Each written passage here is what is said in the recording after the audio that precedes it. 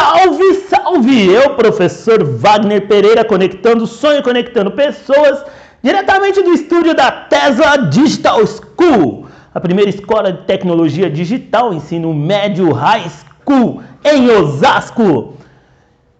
A resenha de hoje. Hoje nós vamos bater um papo importantíssimo sobre uma grande dúvida e uma grande ansiedade que paira sobre a sociedade. O meu filho realmente aprende na educação à distância?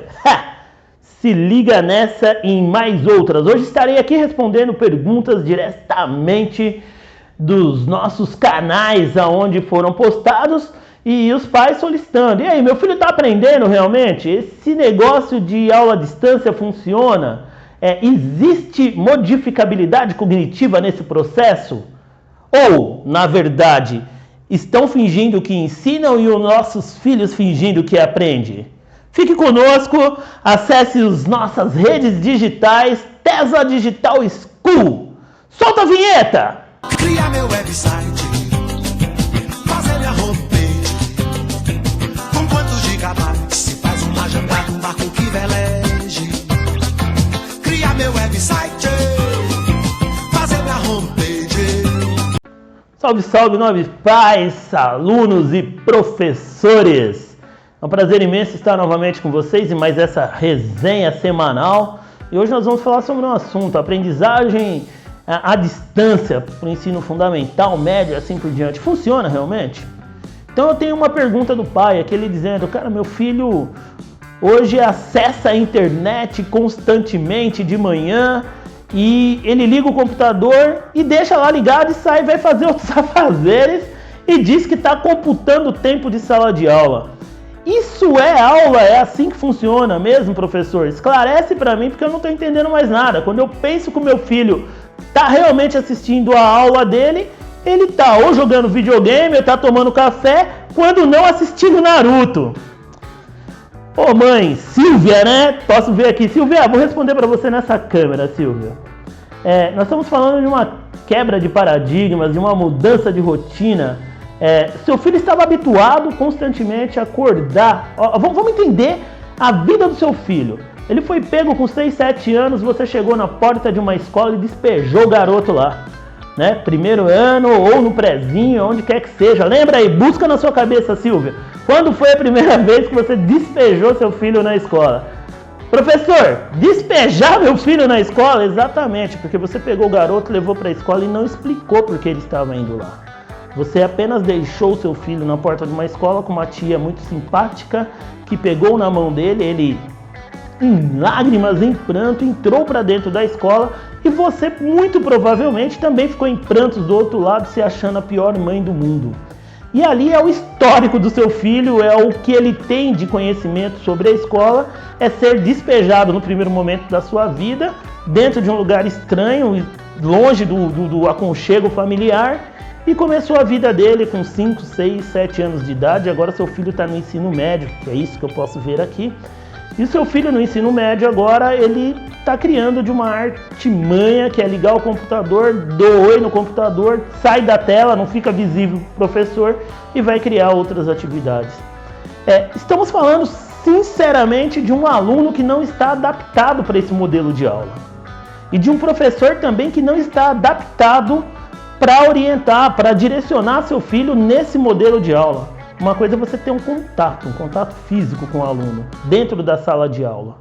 Outra coisa é você ter uma tela separando você e o seu aluno, o aluno e o seu professor. Então já muda na vestimenta, muda no comportamento, muda na estrutura de pensamento, porque quando você entra dentro de uma escola, você entra com aquela mentalidade, estou indo para uma escola estudar. Agora, dentro de casa, você acordou dentro da sua casa com todas as dinâmicas da sua casa. O seu filho foi preparado para esse modelo de aula? É diferente quando a gente pega um adulto, que é o que a gente diferencia de andragogia e pedagogia. A andragogia é como o adulto aprende, né? Qual as necessidades do adulto. E agora nós estamos falando de pedagogia, ainda é um processo de pedagogia, né? A arte de ensinar tudo a todos com uma grande dinâmica diferenciada, aonde o seu filho é condicionado a acordar cedo, ir para a escola, entrar na sala de aula, ter 40 minutos de aula, 45 minutos de aula com cada professor, e aí ele tem um tempo para copiar, um tempo para ouvir o professor, depois um novo tempo para fazer a pergunta para o professor. Então existe toda uma dinâmica. Agora na casa, existe essa dinâmica? Não, na casa ele tem que ligar o computador e ficar na frente de uma tela. Ele está com caderno? Ele está com lápis na mão? O cérebro dele está condicionado que aquele momento que ele está de chinelo, de bermuda, ou da forma que ele esteja, ele está realmente no espaço de educação? Essa é a grande diferença. Então, se o seu filho está aprendendo ou não, isso o tempo vai dizer. Particularmente, eu entendo que nós evoluímos. O que era para acontecer há 5 anos, num prazo de 5 anos, aconteceu num prazo de 2 meses. Nós não conseguimos mudar a estrutura das salas de aula. Nós ainda temos salas de aula, aluno nuca na nuca. Né? Quando os modelos mais modernos, quando a gente pensa em Finlândia e outros países que estão no PISA, com número elevado, né, as notas, com os melhores resultados, nós estamos falando de uma sala de aula diferenciada, de um professor diferenciado. Agora você apenas transferiu o sistema de ensino tradicional que nós temos dentro da nossa escola, um sistema, um modelo de 1800 e bolinha, e transferir ele para 2050, onde você tem um aluno preparado, tecnológico, com a melhor internet do mundo, motivado, estimulado a estar à frente de um computador assistindo aula. Na verdade, isso me conduz para uma outra situação. Silvia, eu acho que eu respondi de uma certa forma para você, assim, no Embromation, que seu filho não aprende, ele não está preparado para aprender, e são pouco. Eu vou te dizer que entre 10 e 8 alunos não estão preparados para esse sistema de aula. Então é bom a gente rever um pouquinho esse conceito. Devemos pensar sim num professor diferenciado para um aluno diferenciado, mas não existe esse professor e não existe esse aluno. O seu filho nesse momento ele está assistindo aula, e assistir não é aprender, não é estudar. Assistir é como assistir um filme de Netflix, assistir uma live de um artista, assim por diante. Mas o seu filho não está estudando. No momento que você vê seu filho com caderno do lado dele, num espaço totalmente fechado, isolado, ele e o computador, ele interagindo com o professor, ele com livros na frente, ele fazendo as resenhas da aula, o seu filho está estudando e está aprendendo. Aí existe uma conexão, né? Agora, quando você tem o seu filho simplesmente assistindo, pode ser ele o mais dedicado dos alunos, mas se ele estiver à frente da tela apenas assistindo a aula, ele vai continuar vendo um streaming do Netflix e não vai ter uma conectividade, e aquilo não vai gerar nenhuma mudança cognitiva. Respondido? Segunda pergunta! Salve, salve! Quem fala aí? Professor Nilson! Cara, até tu, velhão! Manda aí, Nilson, solta! Finjo que ensino, finjo que aprendo. Como é que fica essa situação? Conta pra gente. Pois bem, professor Nilson, vamos lá, vamos ver se eu consigo te auxiliar. Então agora o aluno está focado na frente de uma telinha, né? Nesse momento ele tem uma tela ou um telefone onde ele assiste a aula com todas as distrações possíveis do WhatsApp, do Facebook, das lives do dia, e ele ali dividindo a tela entre assistir a aula e responder as mensagens dos grupos. E ainda mais, cara, eles têm um grupo particular nisso, fantástico. O professor está fielmente acreditando que aquele chat que tem do lado da sala dele, o aluno vai fazer perguntas. O aluno, na verdade, ele está com o WhatsApp dele aberto, tirando um sarro, tirando um barato com os amigos no WhatsApp da sala de aula, comentando sobre a aula ou sobre diversos outros assuntos, ou sobre a live da noite anterior. Porém, na sala de aula física, nós temos a possibilidade, enquanto professores, de buscarmos a atenção dos alunos. Aí, Joãozinho! Cara, desliga o celular, não é hora pra isso. Pedrinho! Opa! Maria! Não, agora não é hora de passar batom e nem fazer a unha, pelo amor de Deus, né? Então, e agora em casa, você consegue chamar a atenção do aluno? Se você já tem uma grande dispersão do aluno dentro da sala de aula física, imagina a distância. E aí a gente entra naquela dinâmica, finge que eu ensino que eu finjo que eu aprendo.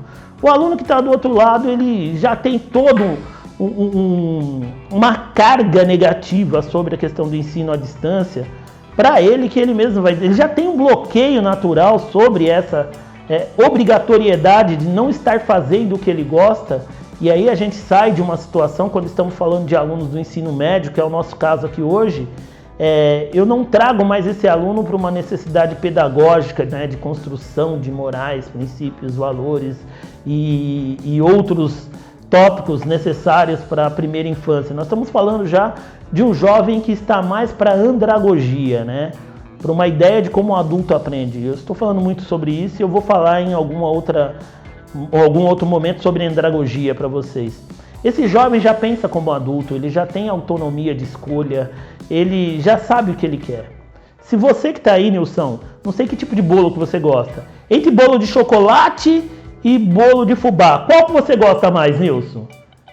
E aí, professor, qual que você gosta mais? Escreve aí pra mim. Chocolate, professor? Então tá bom. Se eu te passar, se tiver um programa interessante, o senhor gosta de bolo, já entendi. Mas eu te der uma receita de bolo de fubá, o senhor vai ficar atento, o senhor vai se conectar nesse canal para ver essa receita? Claro que não. Mas se for um bolo de chocolate, aí o senhor vai ficar atento, vai querer entender o que está acontecendo, como é que faz, é um bolo diferenciado. Esses são os nossos alunos. O que está sendo ofertado para eles? Será que hoje o professor que preparou o material, que se desgasta, que para fazer uma aulinha de 20 minutos, ele gastou 3 horas buscando conteúdo, tentando entender que os alunos dele vão interagir com aquele conteúdo, aí ele tem 30, 40 alunos, como no estado, por exemplo. Será que ele realmente consegue criar uma receita de bolo que atenda a necessidade dos 30, 40 alunos? E aí, você, nobre professor que está assistindo? Responde para mim, manda aí embaixo, faz um comentário. Você consegue realmente atender a necessidade dos seus 30, 40 alunos através de uma telinha sem estar vendo a cara deles?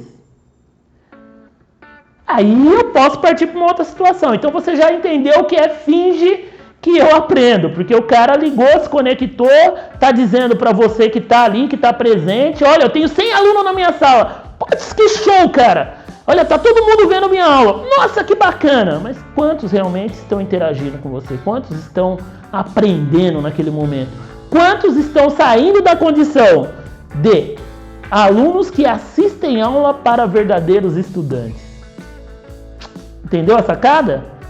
Então precisa se criar as novas receitas. Nós não estamos preparados para criar esse modelo de receita. Nós não conhecemos quem é o nosso público à distância. O youtuber, para criar conexão com as pessoas, ele primeiro tem que entender quem é a persona dele. Ele gastou muita grana estudando quem segue ele, o que gosta quem segue ele, o que ele tem que dizer para manter uma conectividade, uma relação com essa pessoa. Nós tivemos esse tempo, num prazo de 2 meses, de criar essa conexão com o meu aluno, saber se ele gosta mais de ler ou de assistir um vídeo, ou de um jogo, um game educacional. Você tem essa informação na sua mão? Foi te dado isso? Se não foi te dado isso, se você não tem um histórico de quem é seu aluno, cara, vou mandar real, velhão. Tu tá fingindo que ensina. Porque o cara quer saber da queda das Bastilhas agora pra quê? Não, agora mais do que nunca, o cara quer saber se delta é igual a b ao quadrado menos 4ac sobre 2a, pra quê, velho? Você não tá lá pra falar pro cara, meu, isso tem uma relação técnica que vai gerar isso. Você não vai contar a história de Bhaskara, da princesa curiosa que perdeu uma pérola. Cara, ferrou! Parceiro, na boa, vou te jogar real. Se não tem esse modelo de conexão, se você não sabe quem é seu cliente, se você não sabe quem tá do outro lado te curtindo e dando like, professor, tu tá fingindo que ensina. Aí eu vou além, e o aluno tá fingindo que aprende, entendeu a ideia? Respondi. Mais uma resenha, né? Show, professor, obrigado. Salve, salve, professor, manda lá, mais uma? Qual a receita do bolo para tudo isso, então? Tá, tô vendo. Cara, eu não sei se tem receita, eu acho que A grande sacada é o compromisso. E isso é a minha maior preocupação hoje, é o compromisso. Eu acredito que o professor, quando ele realmente tem a docência, né, como vocação, ele vai buscar fazer o seu melhor, cara. Esse é o papel do professor, né? Eu costumo brincar, né? O pessoal, sou o exemplo contrário de tudo, né? Não vai dar pra ver na tela, mas depois o professor Nilson vai mandar. Eu tenho uma tatuagem aqui que ninguém vai ver, né, cara? Mas aqui eu tenho uma coruja, e a coruja eu digo que é pra quando eu tiver Alzheimer e eu tiver que lembrar quem eu fui, eu vou olhar para a coruja, vou tentar associar que a coruja é professor, e eu ainda vou escrever aqui do lado, e eu vou lembrar que o meu papel, minha missão na Terra foi tentar auxiliar no processo de crescimento das pessoas, ensinando e aprendendo a todo momento, né? E eu acredito que o professor tem que ter essa missão, e a missão e o compromisso dele é, em primeiro lugar, assim como a coruja que tem um olhar de 360 graus, cara, é você tentar entender quem é seu aluno. É você se dedicar um pouquinho mais.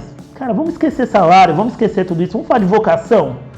Eu odeio professor que fala em salário. Salário é pra gente comer, pra gente viver, pra gente... Dinheiro é extremamente importante, eu preciso de dinheiro. Eu não sou hipócrita em falar que o dinheiro não é importante.